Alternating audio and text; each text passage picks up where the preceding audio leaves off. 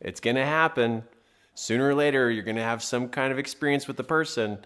Watch closely as you learn how to forgive someone.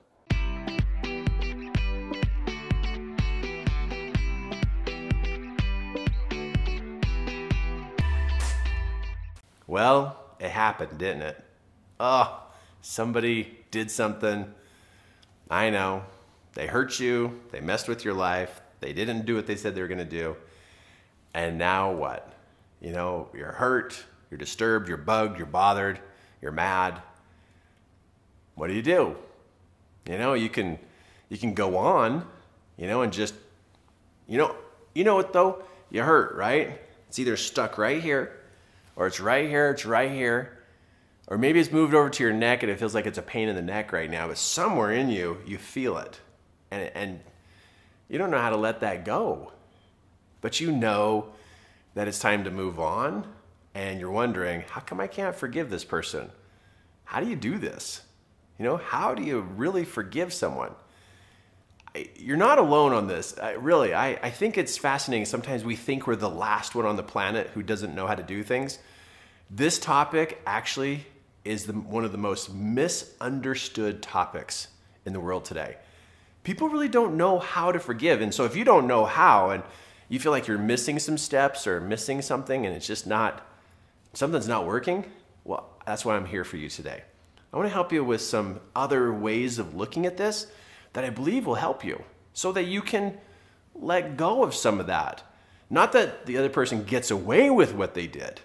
That's not what happens here, but it's so that it doesn't continue to damage you or hold you back, because you're now feeling like it's time to move on. So let's talk for just a moment, and I'm just going to share with you some things that I've learned that have helped me, because I'm terrible. Let me just confession. I am terrible at holding grudges. Just terrible at it. I mean, meaning I'm actually good at holding grudges, but that's terrible. And as I've grown up, I've been the nice guy and always nice, and like, oh yeah, I totally forgive you. Yeah, never. I say it, but I don't feel it. And so I've wrestled with this one for quite a number of years, and lots of study, lots of education, lots of trying to figure out, well, how do I do this so I can literally move on myself? Because when you don't forgive somebody, it starts to mess with your life. You know what I'm talking about. Okay, so let's look at this. What do you do? Well, one of the first things you want to look at is, how do you get your mind to see beyond what's happened, what's going on right now? A big part of forgiveness is how we're thinking inside of our head and how we're looking at the situation. If I don't look at how I'm going to be doing in a week or a month from now, if I don't put my mind back out into seeing things being better, then my mind is going to keep seeing things as the way it is right now. So I got to take my mind there, not wait for my mind to get back out to look forward to the future. I want to be able to see, I've learned that I need to be able to take my mind and go, I see this situation resolving. I see this relationship being able to come to some kind of resolve or some kind of agreement, and we literally move forward and we're okay with each other. Or I've made a choice to never interact with that person again. But I see it moving forward.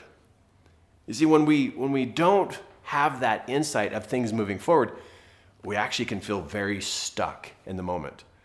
But our mind is not going to go there by itself. We have to be the ones to take our mind that direction. So a work you can do is you can get on your laptop or get a pad of paper out, and you start to create the way you want it to be starting today, or the way you wish it could be next week. But we actually have to start making a wish or creating a story of how we really wish this thing would turn out. Because then we're actually giving it some direction. Because while you're trying to figure out how to forgive this person, there's no direction. It's just kind of all just in a big mesh pot right now. And it doesn't seem like there's any way you're ever going to get out of it.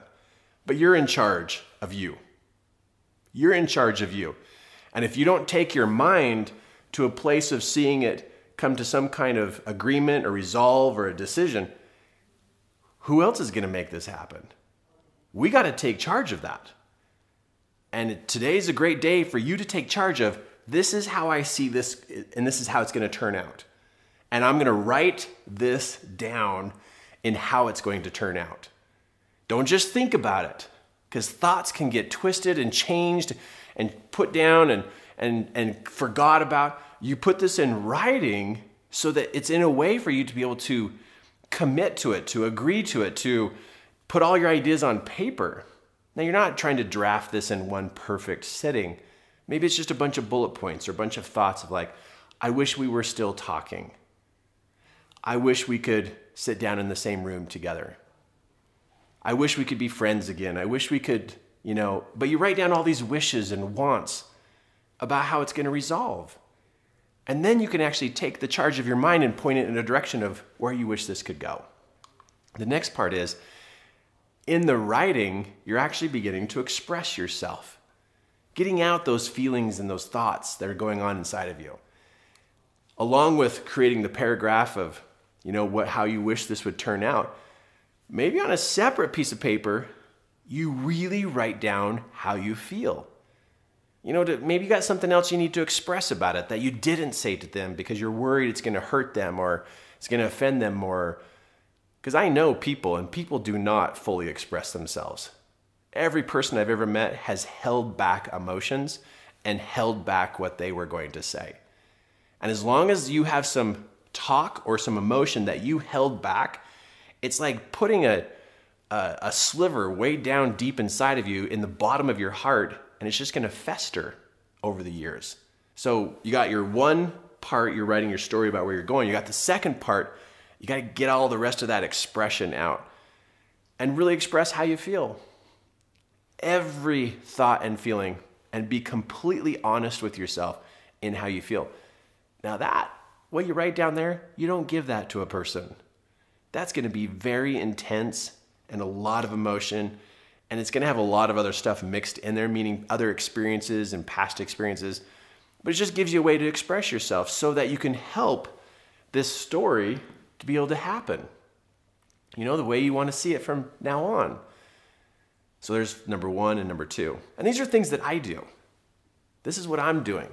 Now, number 3 is, what kind of new commitment, what kind of way am I going to be with people from this point on? Another place that we get hung up in forgiveness is we want the other person to change. And we're going to wait for the other person to change. When's that going to happen? And you're going to wait till they change so that the forgiveness process is complete? That's not going to happen. I have kids. I'm married. I'm an employer. I have employees. If I waited for somebody else to change their life before I feel like this forgiveness process has come to a close, that is not going to happen. And I will have a whole bunch of unfinished forgiveness processes with people. My life will turn into a mess. So I make an agreement with myself about how I'm going to change. And then the other person, they can figure out what they're going to do with their life, but I'm going to find a way for me to change, for me to improve. So that means I also learn from this experience. And there's something about me that I need to change. That's the first and foremost agreement. Now, if you can sit down with the person and they will talk to you, and you can come to an agreement of how things are going to work between the two of you, that's the second agreement you can make or clarify so you can move forward. And that's part of a forgiveness process, is being able to talk and to come to grips of like, what could happen from this point on? But first and foremost, in the agreement zone, you must come to a new agreement with yourself and how you're going to behave, how you're going to act, and how you're going to approach things. And then second, if they're open to it, you talk about an agreement with them and come to some new decisions and some new ways for things to happen. Then the last one is to have some mercy. To be able to have some mercy with that person. All of us mess up a lot. And you don't even hold all your agreements. You do a forgiveness process with everybody else too, but have some mercy on each other. Because we all mess up and we all are really struggling with bad behaviors and addictive behaviors. We all have addictive behaviors with food or substances or activities. We all got something we wish people would forgive us for, or we're trying to forgive ourselves. But if we come down on people really hard, like they're the only ones who make mistakes and we're going to act like we're all self-righteous or something, you are going to mess up relationships a lot in your life. I really believe there's some mercy we ought to be giving each other. And we have some agreements that we make with ourselves and them, and we create these new stories about where we're going, and we express ourselves on paper, not on people. But if we can have some mercy with each other, we actually can stay in that connection with humanity. That we're all struggling to really live the life we want, but we keep making mistakes. But I think mercy for each other could really help in this forgiveness process, because then you feel like you can let go of what happened, and then you can look at the new agreements that have been put in place. You've expressed everything that was in your heart and in your mind, and so you feel free and clear of it. And now you have this new story about where you're going and how you see it coming together. That's beautiful. And this is what I've learned how to do. Because when I wasn't doing something like this, when I wasn't doing this, my heart was heavy. A lot of sadness and a lot of hurt on the inside. But this helps me be able to forgive the person, and then the two of us help each other moving forward so that we can improve our situation, improve our life as we interact with each other. So I hope this helps, because my intention here is to reach out to you today because I know this hurts. And I know that this can be a challenge, and it's not easy. A lot of emotions.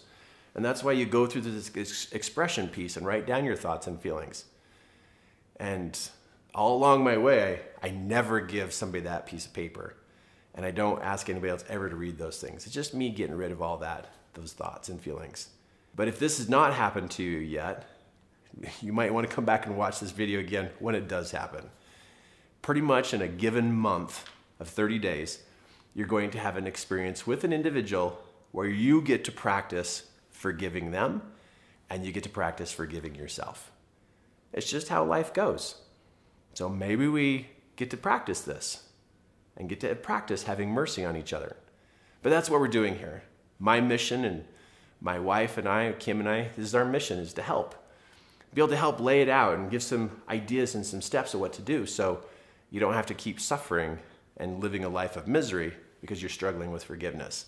And a smart thing to do would be to subscribe here to our channel so that you can receive each one of our training videos that comes out to you, because it's about real life and real life situations you will run into. So subscribe here to our channel, and also go check out our website at 3keyelements.com. We've got some great training programs about relationships, about personal development, and about skill levels about how to teach and help other people. But stay close to us, stay connected. We're here to help you in those moments when things don't make sense. And that's what we're here for, because your life matters.